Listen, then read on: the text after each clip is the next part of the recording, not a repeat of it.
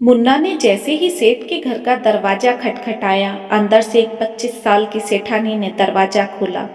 सेठानी शायद नींद से उठकर आई थी। सेठानी के बाल बिखर कर उसके चेहरे पर आ रहे थे। उसकी आंखों में अभी भी नींद की खुमारी थी। साड़ी का पल्लू दूर तक फर्श पर फैला पड़ा था। ब्लाउज के 2 हुक ऊपर से खुल रहे थे, जिससे उसके आधे से ज्यादा उभार दिख रहे थे। सेठानी के दूध से सफेद बदन को देखकर मुन्ना के बदन में एक बिजली सी उत्पन्न हो रही थी। उसका गला सूख रहा था। मुन्ना आंखें फाड़कर मुंह खुला करके सेठानी को देखे ही जा रहा था। अंदर आ जाइए, बाहर तो बहुत गर्मी है, सेठानी ने अपनी साड़ी का पल्लू कांधे पर डालते हुए बोला। मुन्ना ने किसी तरह अपने आप को संभाला। जी, वो सेठ जी ने थैला भेजा है, मुन्ना ने हिचकिचाते हुए बोला। हाँ हाँ, मुझे उनका फोन आया था, आप अंदर आ जाएं, सेठानी ने घर के अंदर पलटते हुए बोला। पीछे से सेठानी का ब्लाउज बस एक डोरी के सहारे बंधा था। उसकी कमर किसी रस भरे गुलाब की तरह लचक ले रही थी। मुन्ना ने अपनी मुट्ठियां जोर से भींच ली और अंदर जाकर सोफे पर बैठ गया। नाम क्या है तुम्हारा? मुन्ना के हाथ में ठंडे की बोतल थमाते हुए सेठानी ने पूछा।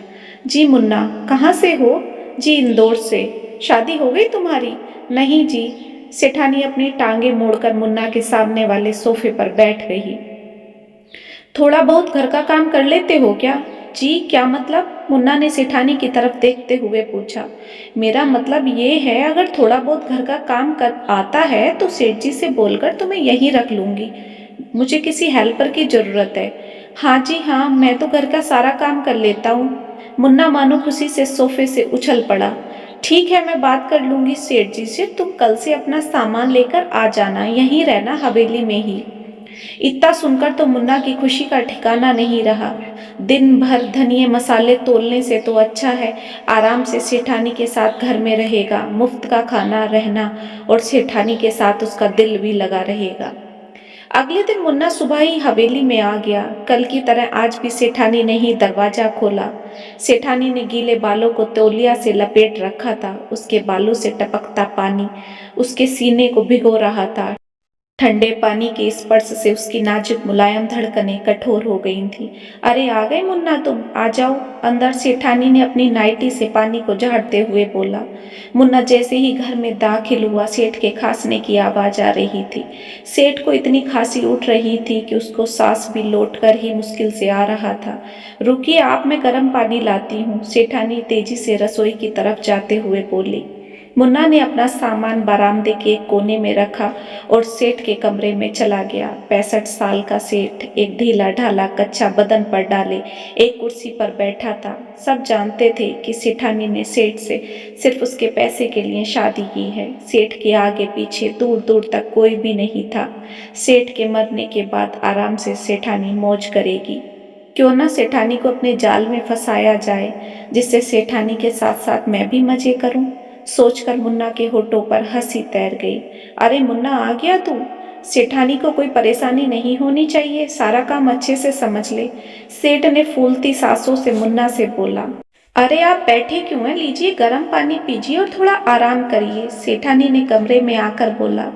सेठानी ने सहारा देकर सेठ को बिस्तर पर लेटा दिया। सेठानी ने जैसे ही झुककर सेठ को बिस्तर पर लेटाया, उसकी साड़ी का पल्लू नीचे गिर गया और मुन्ना को एक बार फिर जन्नत की झलक मिल गई। लेटने के लिए भी सेठ को सहारे की जरूरत पड़ रही है तो सेठानी को शारीरिक सुख कहाँ से ही देता होगा। जरूर प्यासी बैठी होगी सेठानी, जरा सा कुरेदने की देर है।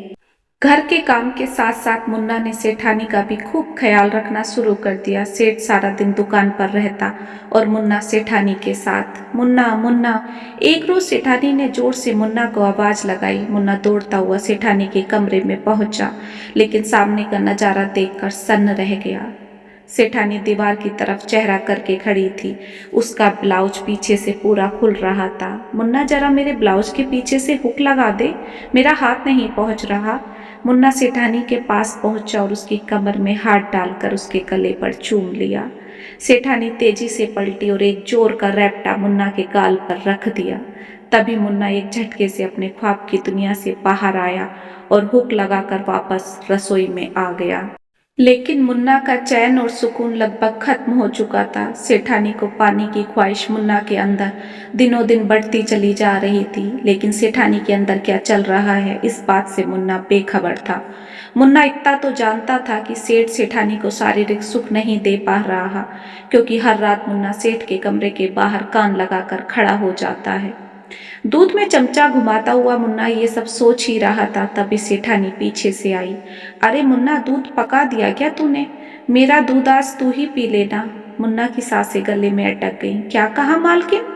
अरे मैं बोल रही हूँ, आज मैं दूध नहीं पीऊंगी, मेरे हिस्से का दूध तू ही पी लेना। थोड़ी तुझ में ताकत आ जाएगी, जवानी में ताकत की बड़ी जरूरत होती है। बोलकर सेठानी रसोई से चली गई। मुन्ना ने एक लंबी सांस खींची और रसोई का सलेब पकड़कर खड़ा हो गया, क्योंकि जब भी सेठानी मुन्ना के नजदीक आती है, मुन्ना का दिल धड़क कर बाहर आने को हो जाता है।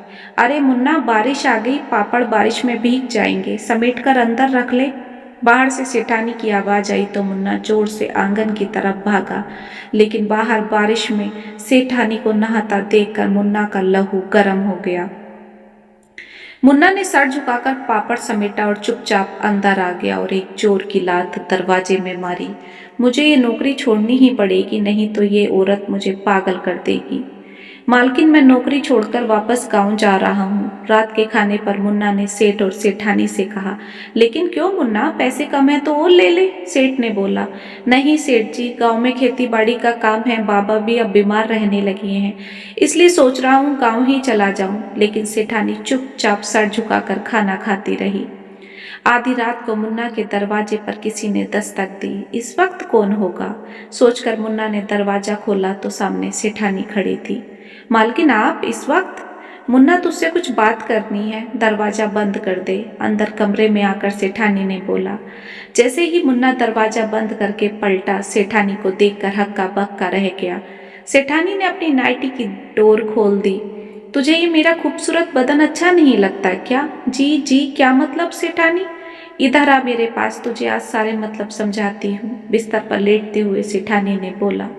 सेठानी का गोरा चिट्टा बदन और उस पर काली ब्रा देखकर मुन्ना की सांसें ऊपर नीचे हो रही थी।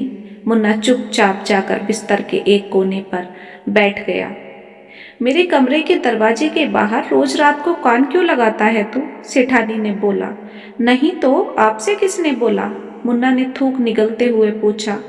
ये जो है ना, तेरे नजदीक आते ही धड़कने लग जाता है, इसने बताया मुझे। अपने सीने पर मुन्ना का सर रखते हुए सेठानी ने बोला। प्यार करता है ना मुझसे? मुन्ना के चेहरे को अपने हाथों में लेते हुए सेठानी ने पूछा। मुन्ना ने धीरे से सर हिलाकर हाँ बोल दिया। सेठानी ने अपने होठों से मुन्ना के होठों को चूम लिया और दोनों एक दूसरे में समा गए। मुन्ना की तो मानो लॉटरी लग गई हो। पैसा और प्यार मुन्ना पर दिन रात बरस रहा था। मौका मिलते ही मुन्ना और सेठानी प्यार की नदी में डुबकी लगा लेते। पकड़ लीजिए इंस्पेक्टर साहब, इसने मेरी पत्नी का बलात्कार करने की कोशिश की है।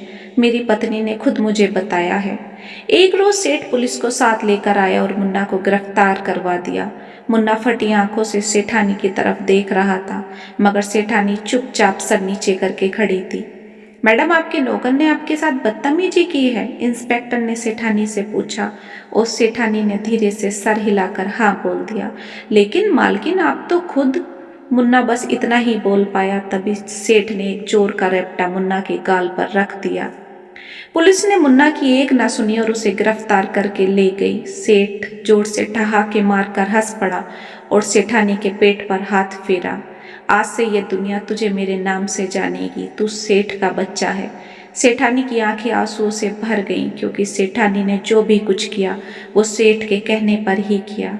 सेठ को कुछ भी करके एक बच्चा चाहिए था, इसलिए उसने मुन्ना को शिकार बनाया। यहाँ तक आ गए हैं तो चैनल को सब्सक्राइब करके जरूर जाएं। कहानी अच्छी लगी हो तो कमेंट बॉक्स में रेड हार्ट जरूर छोड़िएगा।